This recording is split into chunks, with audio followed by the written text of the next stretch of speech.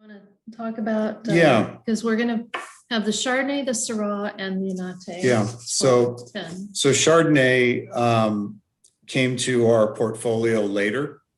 So as our brand grew a little bit, our distributor asked us to make a white wine. And in 2008, we went to Sierra Madre Vineyard, where we had been making Chardonnay previously. So we were in 3 different blocks in Sierra Madre when we were producing wine for the Rusacks. And to produce Chardonnay, you know, there's such an ocean of Chardonnay out there. We were trying to figure out, you know, how do we come up with a style that we like and yet is a little bit more unique. Yeah. So we went to a particular clone on that ranch, and it's clone 15. And at the time when we were there, when we started buying grapes there, that block had been sold to a large winery and was all, you know, kind of getting machine harvested. And the owner wanted to start raising the image there. So we tried a little bit with Rusack, and we really kind of fell in love with it. And so then we were able to start custom farming it, kind of take our little section of the block and you know, farm our rows the way we wanted. And what we liked about that clone is it tends to be more, it has a little mineral character about it. It's not kind of in your face. It's much more subtle. The acidity was super bright, and the acid profile was considerably higher than the other clones that we were purchasing out there.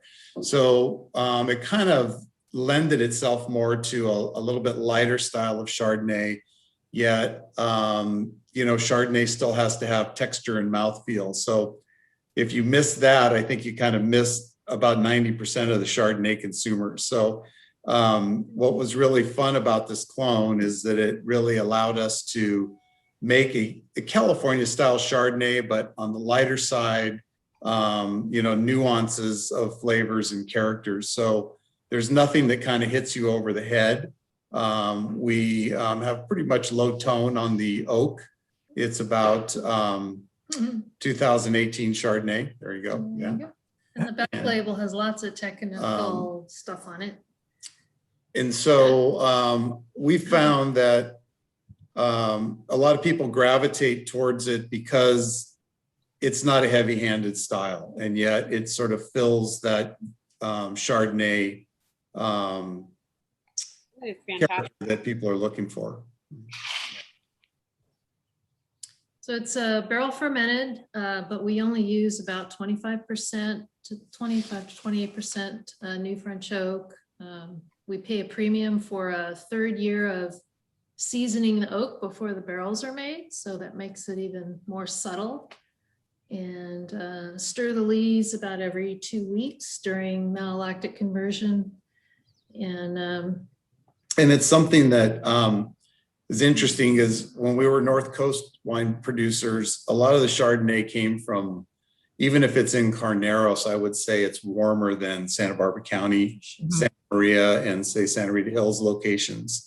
So when we were producing wine up there, we actually often didn't induce malolactic, and if not fully. And what we found down here was kind of a flip-flop. We needed the full ml to kind of fill in the wine in the middle, and yet the acid profile is still very high and well balanced. So it's a whole different kind of mentality, and you know, taking a little bit of time to kind of move from one region to another to produce the wine that we were looking for.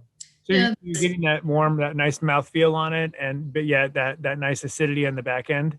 That's the mouth-watering quality. Yeah. Minerality too. Mm. It's this vineyard's close to the ocean. Well, it's about 15 miles as the crow flies. The vineyard's constantly in fog and wind. It's cold, much cooler than Carneros, and it's sandy like a beach. Yeah. In Santa Barbara County, you have 2 and even Paso doesn't have as much of the sand. Paso tends to have more of clay, calcareous, and lime Right. soils. Santa Barbara has sand or clay, and it's sometimes amazing where you could go through a property and it's sand on one side of the road and clay on the other side of the road. And so, we learn to farm a little differently because the soil profiles require it. Sandy soils obviously drain really quickly and fast, and the way you water those vines would be much different to get the same kind of effect as a clay soil. On the sandy soils though too, I mean the roots they can go really down pretty deep too, right? And get more water. Yeah, and depending on rootstock that you have,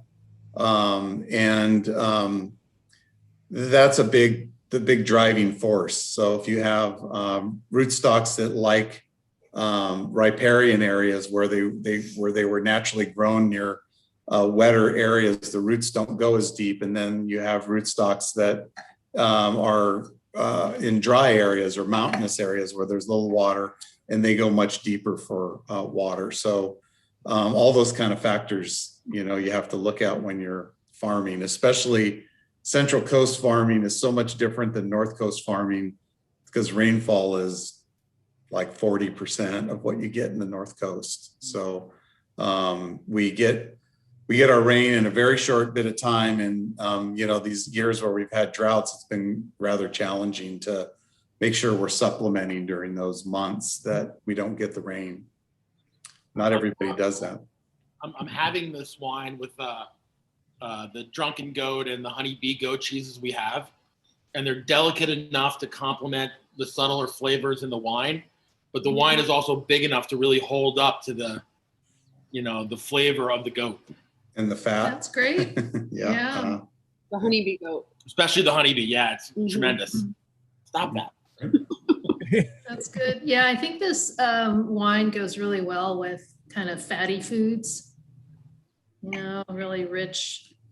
Well, that acidity. All the wines are somewhat balanced. The acid profile is big for us.